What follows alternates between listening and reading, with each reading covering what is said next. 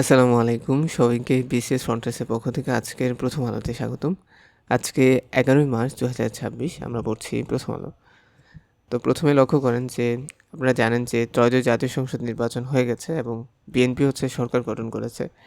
তো এখন কবে আপনার সংসদের প্রথম অধিবেশন বসবে? এই প্রশ্নটি সবার মধ্যে ছিল। তো আমি একটা ভিডিওতে আলোচনা করেছি যে ১২ই মার্চে আপনার সংসদের প্রথম অধিবেশন বসতে পারে।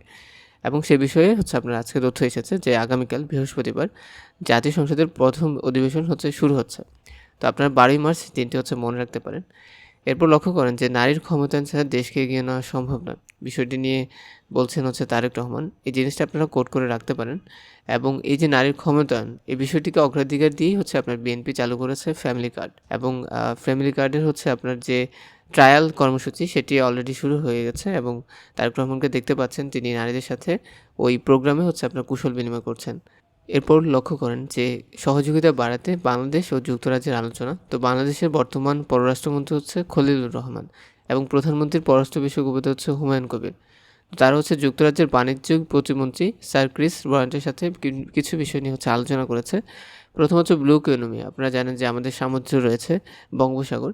তো সে জায়গা আমরা যদি প্রপার বিনিয়োগ করতে পারি, তবে সে জায়গা থেকে অনেক পরিমাণ কিন্তু আমরা উৎপাদন সম্ভব এবং যা দেশের অর্থনীতিতে একটা বড় প্রভাব রাখতে পারে।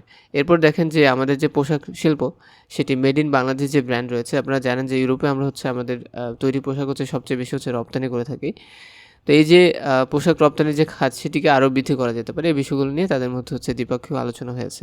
এরপর আপনারা জানেন যে মধ্যপ্রাচ্যে যুদ্ধ চলছে। তো জ্বালানি তেল কিন্তু আমরা মেইনলি মধ্যপ্রাচ্য থেকে আমদানি করে থাকি। এখন আমাদের বিকল্প বাজার খুঁজতে হবে। তো জ্বালানি তেল যে আমদানির যে উৎস সেটি বাড়াতে চায় সরকার, এই বিষয়টি এখানে উঠে এসেছে। আপনারা দেখেন যে জ্বালানি তেল আমদানির কাজটি করে সরকারি সংস্থা বাংলাদেশ পেট্রোলিয়াম কর্পোরেশন।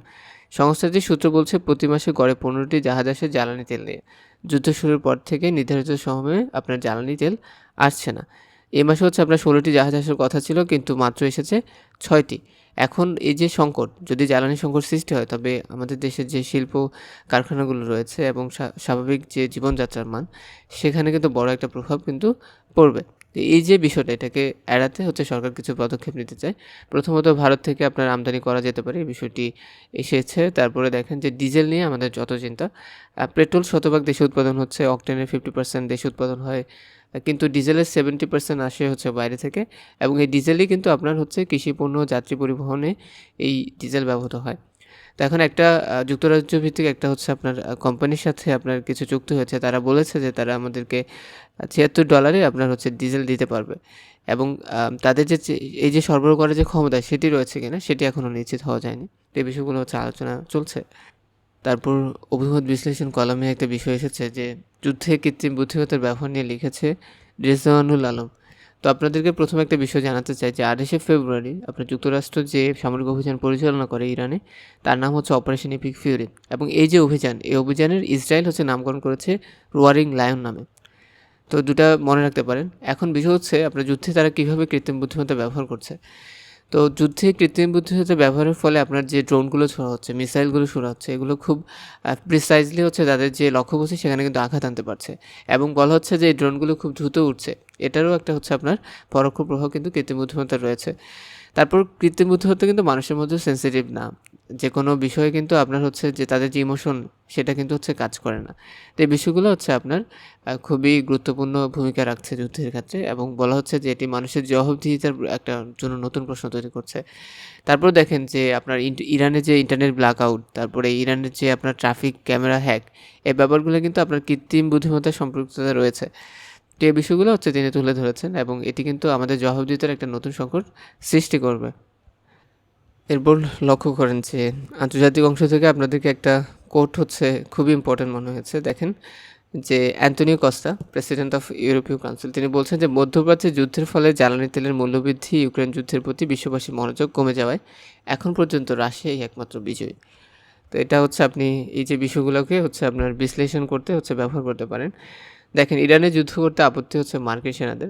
এরপর লক্ষ্য করেন যে জেতার চেয়ে যুদ্ধ দীর্ঘস্থায়ী করার কৌশল ইরানের। রয়টার্স বলছে যে এই যুদ্ধে আসলে ইরানের জয় হওয়ার কোনো সম্ভাবনা নেই, তবে তারা কিন্তু আপনার এমন ট্যাকটিক্স ফলো করছে যে তারা আমেরিকা এবং ইসরায়েলকেও জয়ী হতে দেবে না।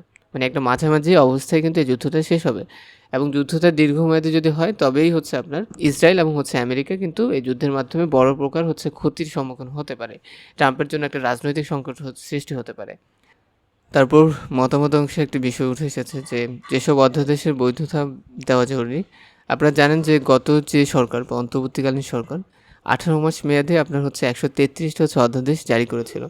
তা এখন এই অধ্যাদেশগুলোকে কিন্তু সংসদে উপস্থাপনের পর সেগুলোকে কিন্তু পাশ করতে হবে। আদারওয়াইজ এই অধ্যাদেশগুলোর কোনো আইনি ভিত্তি থাকবে না এবং এগুলো অটোমেটিক্যালি হচ্ছে বাতিল হয়ে যাবে।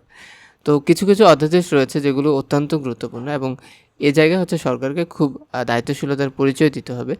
এখানে তিনি এটাই বলছেন যে একটা অধ্যাদেশের কথা বলছে যে দায়মুক্তি আইন গণশুনানি ছাড়াই জ্বালানি দাম নির্ধারণের বিধান বাতিল করার অধ্যাদেশ একটা গুরুত্বপূর্ণ অধ্যাদেশ এবং এগুলো কিন্তু সরকারকে আপনার খুব কেয়ারফুলি হচ্ছে হ্যান্ডেল করতে হবে। তারপর ভূগোল থেকে কিছু প্রশ্ন নেই। প্রথমত আপনারা জানেন যে কানাডায় হচ্ছে 6টি প্রমাণসময় রয়েছে। বাংলাদেশ যুক্তরাজ্যের হচ্ছে আপনার পূর্ব দিকে অবস্থিত। এরপর হচ্ছে জিআইএস জিওগ্রাফিক্যাল ইনফরমেশন সিস্টেম। প্রথম কত সালে জিআইএস কৌশলটির ব্যবহার হয়? এটি হচ্ছে আপনার 66 সালে। কোন দেশ প্রথম জিআইএস কৌশলের ব্যবহার হয়? এটি হচ্ছে কানাডায়। তো এগুলো আপনারা মনে রাখতে পারেন, বিভিন্ন সময় কিন্তু পরীক্ষায় আসে।